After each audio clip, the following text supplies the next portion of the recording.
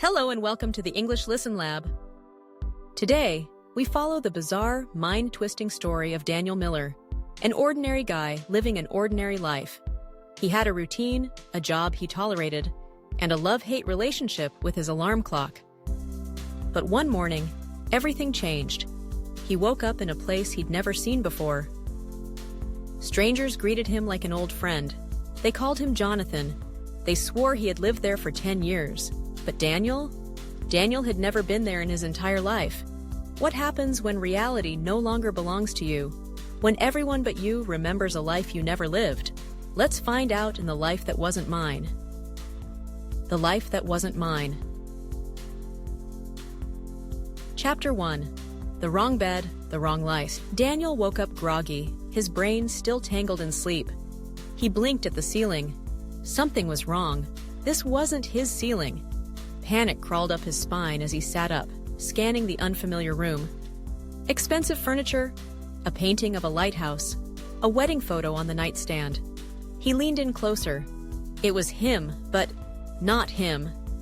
The man in the picture looked like him, but the woman beside him? A complete stranger. Then the bedroom door swung open. "Morning, love," the woman in the photo said, smiling warmly. "You okay?" Daniel froze. His mouth went dry. "Who are you?" Her smile faded. "Jonathan? Are you messing with me?" Jonathan. The name sent a cold wave through his body. That wasn't his name. Chapter 2. The World That Knew Him. Daniel, or Jonathan apparently, staggered downstairs. More strangeness awaited him.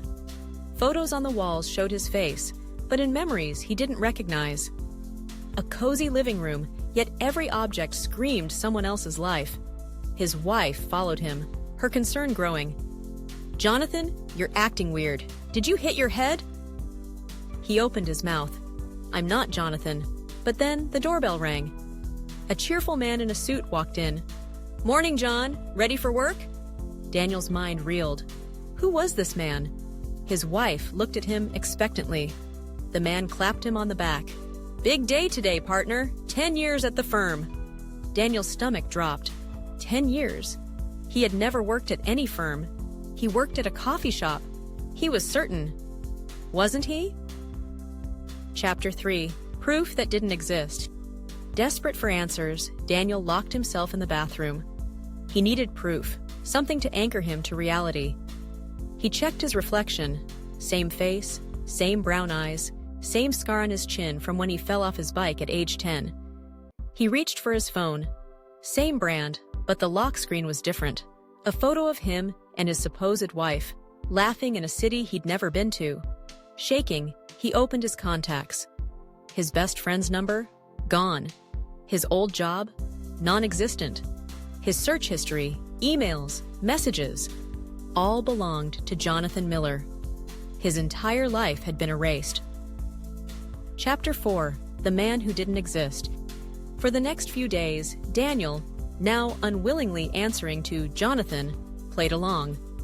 He went to his job, nodded through conversations with colleagues he had never met, tried not to panic when people brought up memories he had never lived.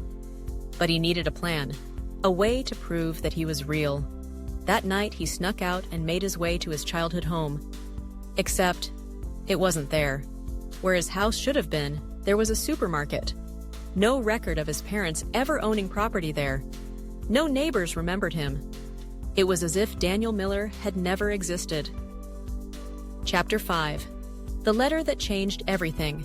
On the verge of a breakdown, Daniel, Jonathan, returned home to find an envelope on his desk. No return address, just his name. His real name. Heart hammering, he tore it open. Inside was a single sheet of paper with 6 words. "Meet me at the lighthouse. Midnight." His blood ran cold. The same lighthouse from the painting in his bedroom. The same lighthouse from his dreams lately. Someone knew. Someone had answers. And he was going to find out the truth. Chapter 6. The Lighthouse That Shouldn't Exist.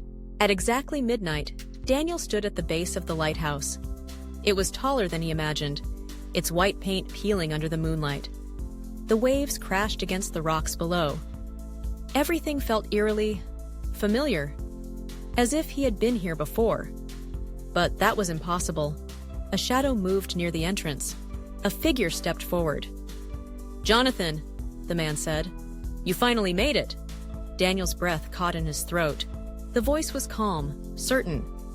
The man looked strangely like him, older, wiser, but unmistakably him. Chapter 7. The Truth That Broke Reality. "Who are you?" Daniel whispered. The man sighed. "I'm you." Daniel shook his head. "That's not possible." The man, his older self, smiled sadly.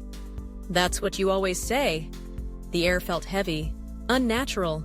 "You're part of a cycle, Daniel. Every 10 years you forget.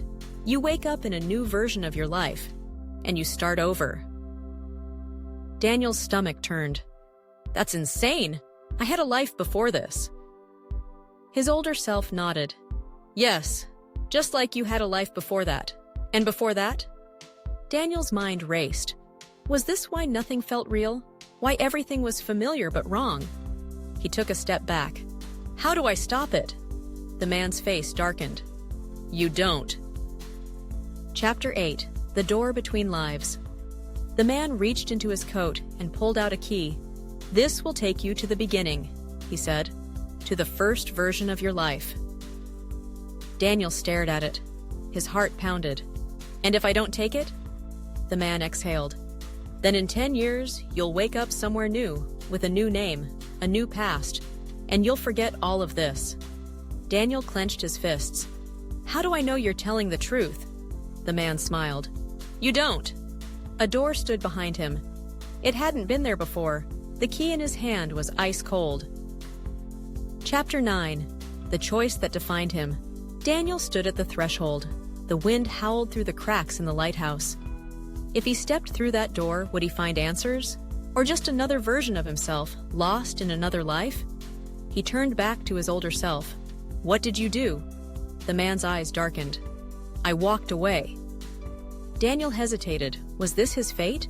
To keep running in circles, never knowing who he truly was? Or was this his chance to break free? Chapter 10. The Life That Wasn't Mine. Or was it? He took a deep breath, and he stepped through the door. A flash of white consumed him. He felt himself falling. Then, he woke up, in his own bed, in his own apartment. His name was Daniel Miller. And yet, something felt different. His phone buzzed. A message from an unknown number. "You made the right choice. For now." Daniel exhaled, staring at his reflection in the mirror. For the first time in his life, he wasn't sure if the man looking back was really him. The end? Or just the beginning? What did Daniel choose? Was his life truly his own? Or was he still trapped in a cycle beyond his control? Some doors, once opened, can never be closed. If you enjoyed this story, don't forget to like, subscribe, and hit that notification bell for more thrilling English listening practice. See you in the next episode.